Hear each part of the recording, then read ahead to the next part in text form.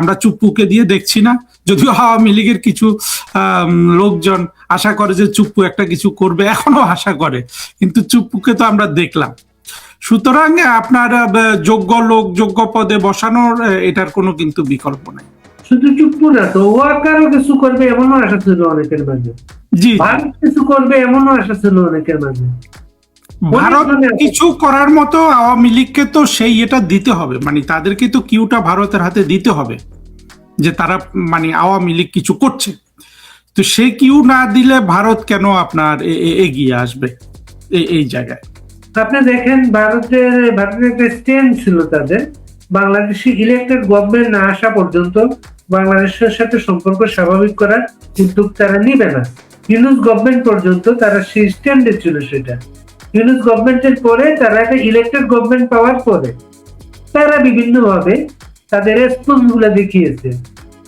শেখ হাসিনা জিয়ার ফিউনারেলে আসা থেকে আরম্ভ করে নতুন গভর্নমেন্টের সাথে তারা ডায়ালগ শুরু, প্রতিদিনই হাই কমিশনার বিভিন্ন নেতা মন্ত্রীদের সাথে দেখা করছেন, ডিজেল দিয়েছে বা আরো ডিজেল দেওয়ার কথা বলেছে। তারা নানা কিছু তারা রেসপন্স করছে। এই ভারতের যেসব নেতা আছেন আওয়ামী লীগের, এদেরকে তারা কতদিন এলাও করতে পারে সেটা? ভারতে আওয়ামী লীগ নেতাদের, জি মানে ভারতে থাকার, জি এইটা তারা অনন্তকাল করবে। এখানে তারা ভারতের এখানে শেখ হাসিনার প্রতি তারা থাকতে পারে। শেখ হাসিনা তাদের সর্বদলীয় গেস্ট, সমস্ত দল মিলে শেখ হাসিনার ব্যাপারে তারা একটা সিদ্ধান্ত নিয়েছে। শেখ হাসিনার ব্যাপারে হয়তো তারা কোন করবে। অন্য নেতা যারা ভারতে বসে দলীয় কার্যক্রম সাথে জড়িত, তারা টকশোতে কথা বলছেন, তাদেরকে বিএনপি আপত্তি করতে শুরু করবে বিষয়টা। দেখুন, তারা ভারতে যারা থাকছে তারা তো নিজের পয়সা খরচ করে থাকছে, কেউ তো আর ভারত সরকার তো ওদেরকে খাওয়াচ্ছে না। তো এটা তো ভারতের জন্য ভালো, এই লোকগুলোর টাকা কড়ি আছে, সেখানে খরচ করছে থাকছে। আমি মনে করি না যে এইটা কোনো সমস্যা। মানে ওদের ভারতীয় কোন নেতা বাংলাদেশে বসে এই ধরনের কার্যক্রম বাংলাদেশকে কখনো এলাও করতো? ওইটা একটু আসলে ভিন্ন চিত্র। বাংলাদেশের ভারতের নেতারা তো এইভাবে বাংলাদেশে চলেও আসবে না, ভারতে তো রাজনৈতিক বিভাজনটা নাই আসলে। কিন্তু যে জায়গাটা আসলে বলতে চাচ্ছিলাম সেটা হলো ওই ভারত কিন্তু এখানে ক্ষতিগ্রস্ত হচ্ছে। আপনার দীর্ঘমেয়াদে ভারতের সাথে তারেক রহমানের সম্পর্ক খারাপ হয়ে যাবে, এতে কিন্তু কোনো সন্দেহ নেই। তখন আবার আওয়ামী লীগ এক ধরনের বেনিফিট পাবে, কারণ তারেক রহমান থেকে ভারত যেটা আশা করে যে বাংলাদেশে আপনার মানে জঙ্গিবাদ তারেক রহমান বন্ধ করবে, সেটা তারেক রহমানের পক্ষে তো সম্ভব নয়।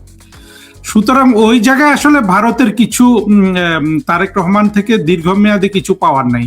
যে জিনিসটা হচ্ছে আসলে আওয়ামী লীগই আমার ধারণা আন্তরিকভাবে ভারতের সাথে আপনার যোগাযোগটা স্টাবলিশ করতে পারছে না। যে আন্তরিকতা নিয়ে, যে কমিটমেন্ট নিয়ে ভারতের সাথে যোগাযোগ করা দরকার, সেইটা আওয়ামী লীগ করতে পারছে না।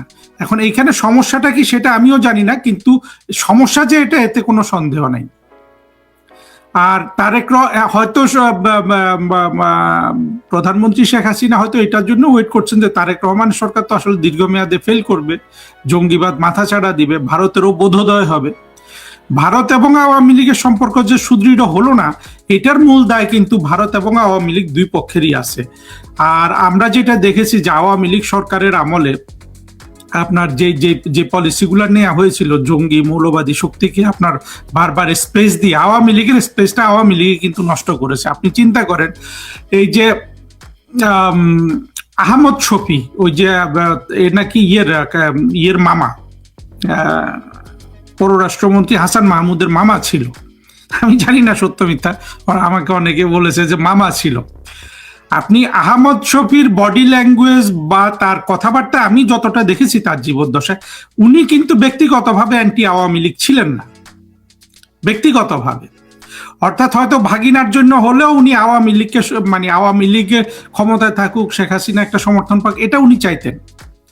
কিন্তু আহমেদ শফী যা প্রচার করেন, যা শেখান, সেটা তো আওয়ামী লীগকে আপনার বাংলাদেশে থাকতে দিতে চায় না। ওই জায়গাটা আমাদের বড় ভুল হয়ে গেছে যে আমরা আমাদের দেখেন, আমরা যদি ক্রিকেটকে যতটা সুযোগ দিয়েছি বাংলাদেশে, আমরা যদি ততটা সুযোগ ইয়েকে দিতাম, দুঃখিত বাড়ি ভাই, আমার আজকে নাক দিয়ে পানি পড়ছে, মানে একেবারে ইয়ের মতো। আমরা যদি ওই সুযোগটা আপনার শুধু বাংলাদেশে মুক্তিযুদ্ধের চেতনা এবং আওয়ামী লীগ কিভাবে টিকে থাকতে পারবে এতটুকুন গবেষণা আমরা যদি ক্রিকেটে আমরা যে প্রচেষ্টাটা দিয়েছি সেটুকুন প্রচেষ্টা দিয়েও যদি আমরা করতাম, তাহলে আমরা কিন্তু আগে ভাগে তৈরি হতে পারতাম। সেইটা না করে আমরা বেপরোয়াভাবে শুধু ভেবেছি যে জামাতের বিপরীতে হলো হেফাজত, হেফাজতকে আপনার স্পেস দেয়া হোক, কিন্তু হেফাজত আবার জামাত কিনে ফেলছে এর মধ্যে মামুনুল হকদের দিয়ে। সুতরাং এখানে রাজনৈতিকভাবে বড় একটা ভুল হয়ে গেছে। আওয়ামী লীগ নিজের পায়ে নিজে কুড়াল মেরেছে। সেই কুড়াল এখন আওয়ামী লীগকে আপনার শুধু ক্ষমতাচ্যুত করেনি, বাস্তুচ্যুত করেছে। তো এইটা একদিক থেকে ভালো এই জন্য যে আমাদের তো একটা দ্বিধাদ্বন্দ্ব থেকে যেত যে মানে কিভাবে জঙ্গি, মৌলবাদী, স্বাধীনতা বিরোধী শক্তিদের মোকাবেলা করতে হবে।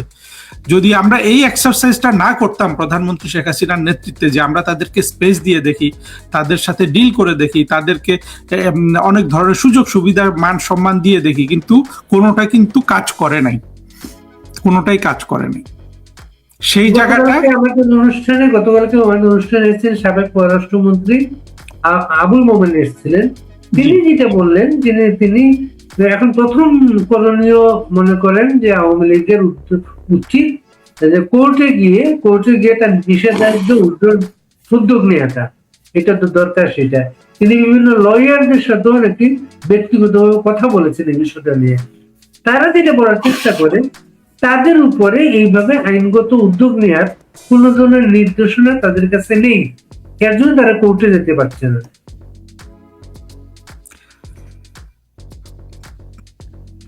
মোমেন সাহেব সম্পর্কে যে জিনিসটা আমি আগেও বলেছি, আমি আওয়ামী লীগের যত মন্ত্রী দেখেছি, মন্ত্রী দুই ডজন তো দেখেছি মানে কাছে থেকে, একমাত্র মোমেন সাহেবকে দেখতাম যে তার মধ্যে একটা আকাঙ্ক্ষা আছে যে শেখ হাসিনা ক্ষতিগ্রস্ত হচ্ছে বর্তমান অবস্থা, তার জন্য কিছু একটা করি। আর কারোর মধ্যে কিন্তু আমি এই অনুধাবনটা দেখি নাই। এটার জন্য আমি মোমেন সাহেবকে সারা জীবন রেসপেক্ট করব। ওনার অনেক কথাবার্তা বা এখনো কিন্তু ওনার কথাবার্তা সারাক্ষণ কিন্তু সেইটা যে আমি আর কয়েকদিন বেঁচে আসছি, আমি ওগুলো বারবার বলছি এই কারণে শেখ হাসিনা একটু যাতে ক্ষতিগ্রস্ত না হন, শেখ হাসিনাকে যে আমরা যে ওন করি সেটা অন্তত বলে যেতে পারি, সেটা বলার চেষ্টা করেন তিনি। হ্যাঁ, না মোমেন সাহেবের ওই জিনিসটা আসলে যদি সবার থাকতো, সব মন্ত্রীদের মধ্যে, যা না শুধু নিজের জন্য করব না, শেখ হাসিনার জন্য কিছু করি, তাহলে কিন্তু এত বড় ব্যর্থতা হয় না। যে এই যে নাসির উদ্দিন পাটোয়ারির মতো জঙ্গি যে মির্জা আব্বাসকে মেরে ফেলছে, মানসিক মানে মেরে ফেলছে না বলছি না, দুঃখিত মানে মুমূর্ষ করে ফেলেছে। দেখেন এই সন্ত্রাসীরা বাংলাদেশে কি পরিমাণে স্পেস পেয়েছে। এইটা আরেকটা ব্যাপার ভাই, যে নাসিরুদ্দিন পাটোয়ারির একটা বলতেন তারেক রহমানের সঙ্গে লন্ডন থেকে একটা গ্রুপ এসেছে বাংলাদেশে। ওই বিএনপি তো অলরেডি ডিভাইডেড বিএনপি, এটা লন্ডন গ্রুপটা নানা জায়গায় ডোমিনেট করতেছে তারা। কিন্তু খলিলুর রহমানের ওইখানেও উপদেষ্টা আছেন তিনি লন্ডন থেকে আসে। কিন্তু লন্ডন গ্রুপটার কারণে মির্জা আব্বাসের এই গ্রুপটা, মির্জা আব্বাসরা যারা বাংলাদেশের দলটাকে ধরে রেখেছিলেন, তারা কিন্তু এই মন্ত্রিসভায় গুরুত্ব পান নাই। মানসিক জায়গাতেও বলা হচ্ছে উনি খুব বিপর্যস্ত অবস্থায় ছিলেন। না, মির্জা আব্বাস সাহেবকে কিন্তু আমরা গত 5-6 মাস বা এই সময়টায় মুক্তিযুদ্ধের কথা বলতে দেখেছি। বিএনপির কিন্তু বেশিরভাগ নেতা এগুলো সাধারণত অ্যাভয়েড করে, কিন্তু মির্জা আব্বাস করেছেন। এখন উনি তো ওনাকে তো আসলে এমনকি দেখেন মির্জা আব্বাস ধৈর্যের পরিচয় দিয়েছেন, কিন্তু এই সন্ত্রাসীরা কিন্তু টর্চার চালিয়ে গেছে। এবং এইটা একটা স্পষ্ট বিষয় যে তারেক রহমানের আপনার আমরা যেটা আরো আগে থেকে জানি, একেবারে 15-20 বছর ধরে জানি যে তারেক রহমানের মূল ভালোবাসা কিন্তু জঙ্গিবাদের প্রতি, এটাই প্রমাণিত হয়েছে। অর্থাৎ বিএনপির পক্ষ থেকে যে নাসির উদ্দিন পাটোয়ারি বা এই ধরনের জঙ্গিগুলোর সাথে কোনো ধরনের কঠোরতা দেখানো তো হয়ই নাই, বরং এরা যা যা করেছে সব মেনে নেওয়া হয়েছে এবং এদেরকেই এখনো আপনার সব জায়গায় তুলে ধরে রাখা হয়েছে। আমরা সংসদেও তাই দেখেছি। এবং মাঝখানে একটা কথা বলে রাখি বারি ভাই, এই জঙ্গিগুলার অবস্থা বাংলাদেশে অত্যন্ত শোচনীয় হবে এবং এদেরকে যখন এদের উপর যখন আঘাত আসবে, এই বিএনপির অনেক মানুষও কিন্তু খুশি হবে।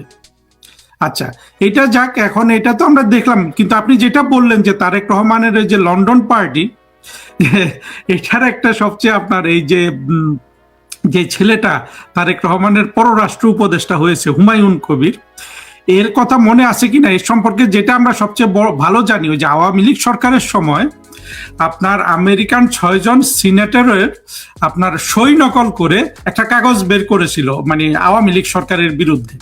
এই ছেলেটা নাকি এই সইগুলা নকল করেছিল। সত্য মিথ্যা জানি না, এই ছেলের গুণগান সম্পর্কে এটাই জানি। এইটা অনেকেই বলছেন, কিন্তু এই কাজগুলো উনি খুব ভালো পারেন। আচ্ছা, তারপরে এই ছেলে আমাদের যে ইউকেতে যে বাংলাদেশি হাই কমিশনার ছিল, তাকে প্রত্যাহারের বিষয়ে যেভাবে সে কথা বলল, তো এইগুলো দেখে তো আমার একটু আগ্রহ ছিল ছেলেটাকে দেখার, কিন্তু আমি তো বুঝলাম যে আসলে একেবারেই আপনার মানে টিপিক্যাল তারেক রহমানের নিয়োগ মনে হয়ে গেল।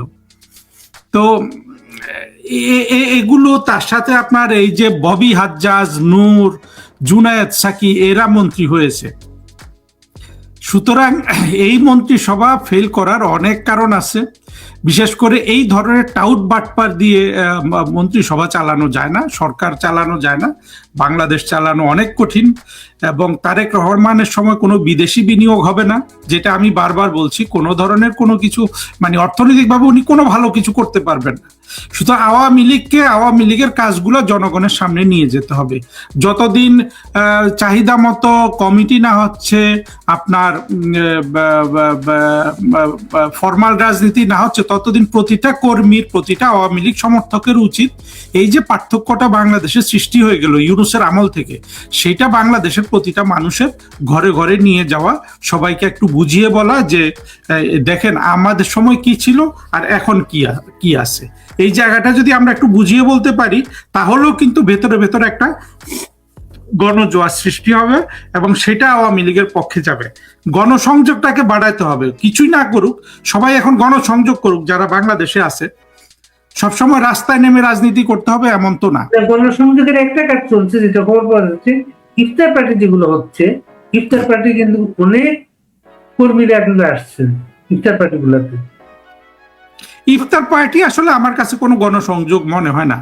ইফতার পার্টিতে তো আপনি সবাইকে আনতে পাচ্ছেন না, আর যে কোনো জায়গায় আপনি যখন পার্টি করেন, খাবার দাবারের ব্যবস্থা করেন, অন্যভাবে যেটা আনা যাচ্ছে না কাউকে, ইফতার পার্টির নামে অন্তত এক জায়গায় আনা যাচ্ছে অনেক।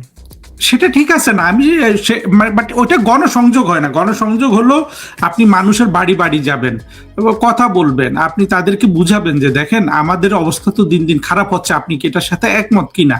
এই ছিল আওয়ামী লীগ আমলে, এখন এই অবস্থা। এইভাবে যদি বাংলাদেশের মনে করেন যে 2 কোটি আওয়ামী লীগ আর যদি আরো 2 কোটি বিএনপি, জামাত, সাধারণ মানুষের সাথে কথা বলে, জামাতের দরকার নাই, তাহলে কিন্তু তাদের বুঝ আসবে এবং এই বুঝটা আমাদের কাজে লাগবে।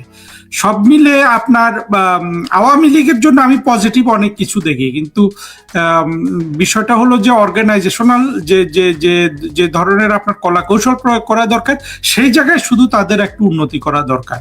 এখানে হতাশার কিছু আমি এখন আর দেখছি না। কারণ হলো আমরা ভেবেছিলাম যে আমরা যেটা মানে ইউনূসের যে ডাকাততন্ত্র যেটা ছিল, সেটা যে এইভাবে বাংলাদেশকে হতাশ করবে, এটা কিন্তু শুরুতে ভাবে নাই কেউ।